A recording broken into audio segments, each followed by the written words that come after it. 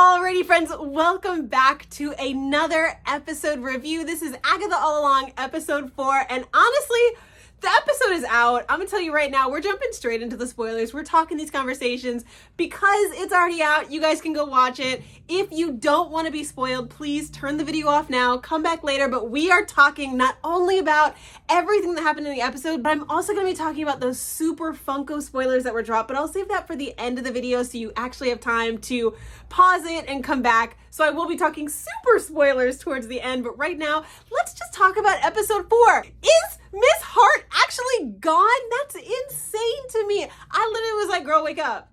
Come on, get up. What are you doing? Girl, we got stuff to do. The fact that she's actually, and the pacing of this show, you kind of have to quickly move on. And I already knew that Rio Vidal was eventually going to come back as the Green Witch. I knew that she was going to eventually make a comeback, but for them to kill off Mrs. Hart, I mean, especially because we saw that really dramatic moment in episode 3 where it was a callback to WandaVision where she was begging for her husband, for Wanda to save her husband. This man is literally choking. And that was the very first episode of WandaVision where Mrs. Hart made her, triumphant appearance. And then for her to have this drastic death moment, I thought it was initially because we didn't get a piece of her hair and that was why she didn't survive. But then to be reminded that, oh no, she took 2 of the poison, so she probably needed 2 of the antidote.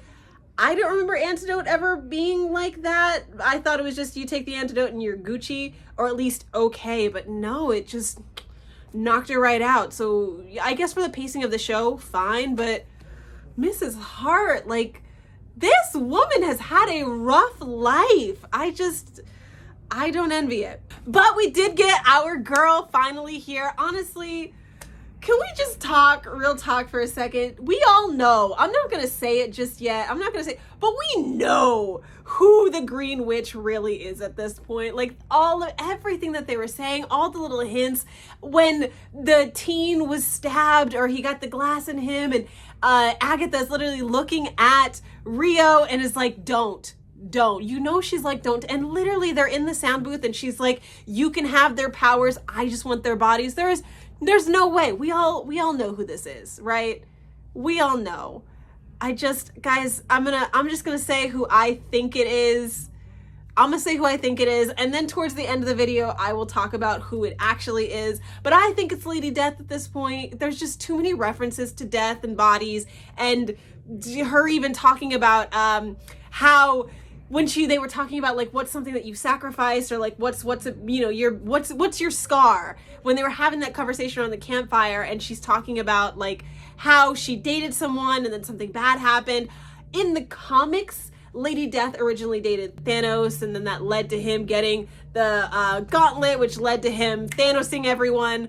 And so that is what I initially, comic book version, thought her scar was, because she talked about how her dating them and having all that caused a big rift and it hurt her. But also I think that there's some parallel to Agatha. Obviously in the MCU it's hinted that she's got some sort of relationship with Agatha, a romantic relationship, and I think that if she is Lady Death, there is that idea that Agatha is flirting with death, and I think that's really told through the multiple times that Agatha has survived death. I mean, we see that she did that once with the Salem 7. By the way, we're 4 episodes deep. Where the heck are they? But we see that when she survived the witches coming after her, and we saw little clips of that. We saw it when, or we didn't see it, but in the comics we know that she survived death when Nicholas Scratch sent the Salem 7 after her. We saw it again on the Witch's Road when Wanda and Wanda's mother and Agatha are fighting to save Hecate, the goddess of all witches, and once again she survives death because Agatha's mother brings her back from the dead. We see it when she is fighting demons and she gets her youth back, when she's fighting in the academy. There's so many times. Agatha, if you want to talk about immortality, let's talk about Agatha. That woman fights death, and it makes sense why she is literally flirting with death. Death is always around her. Lady Death being the embodiment of death itself. It just goes to show how closely these two are intersected and how many times their paths cross. Really, all of these little hints kind of just lead me to believe that. And we now got Lady Death telling Agatha to her face that is not your son. And that could be her manipulating the situation to get Agatha. I mean, because I think that is the cat and mouse. As much as Agatha flirts with Death, I do think that Death does want Agatha's soul. It's like it's been marinating this long and they've been playing this game of cat and mouse. I don't know what he's staring at. But they've been playing this game of cat and mouse for so long that I feel like her soul or her body has been marinating just right for Lady Death. So who knows? All that to say, it could just be a manipulation that Lady Death is playing with Agatha by saying that's not her son. I don't believe that's her son. I mean, Agatha mentioned that the sigil does play against both of them. So not only does it hide from the kid, it would hide from her too. And that's why people don't play with sigils that much. I don't think that that's true. I think there's another reason why the sigil is on him. This overall episode for me, I love musical episodes. For me, it felt a little camp rock. It felt a little Disney Channel original, just like the power of music can save us all. Like for me, I'm not rocking with it that hard, but I get it. I think it's cute. It's whimsical. It's fine.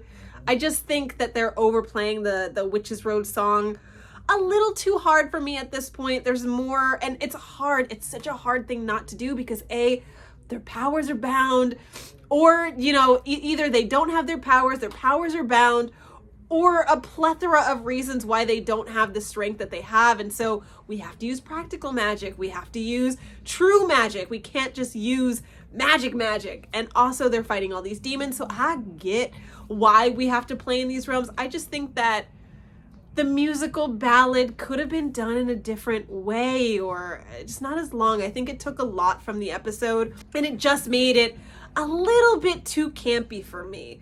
But I don't know, maybe this was an episode I just needed to vibe out and I would have enjoyed it a little bit better. It just wasn't for me. I am going to talk about these super duper spoils now. So those are my thoughts. In this last minute, I just want to talk about the Funko Pop release spoils.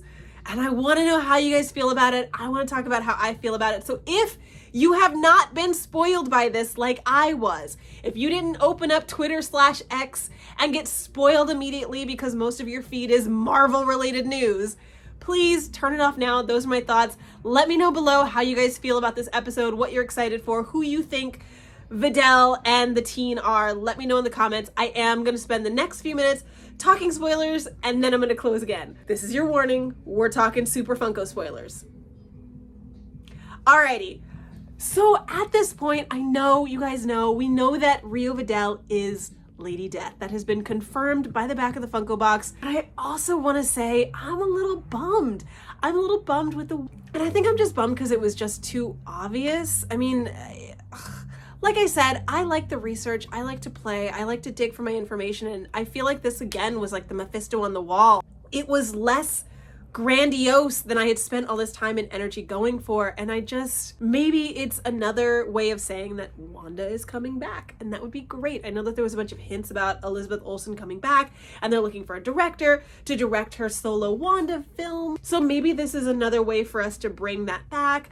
And I love that we got to see the Hulkling, and I know we're bringing the Young Avengers, so it just kind of makes sense. For me, I just feel like the teen being Wiccan is just a little bit too on the nose. There's no fun. There's nothing to play with. It just is. And so I don't think that him having the sigil on him, it adds a weird, fun, hidden element, I guess.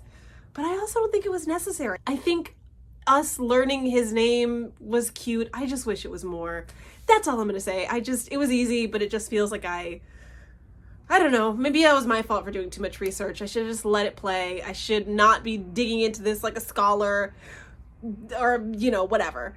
I think from now on, I just won't dig as deep into this. Because this is, I feel like, the second time in these WandaVision shows or Agatha All Along that I've researched, I've the aliens, and then it just turns out to be something, it just turns out to be a boner joke.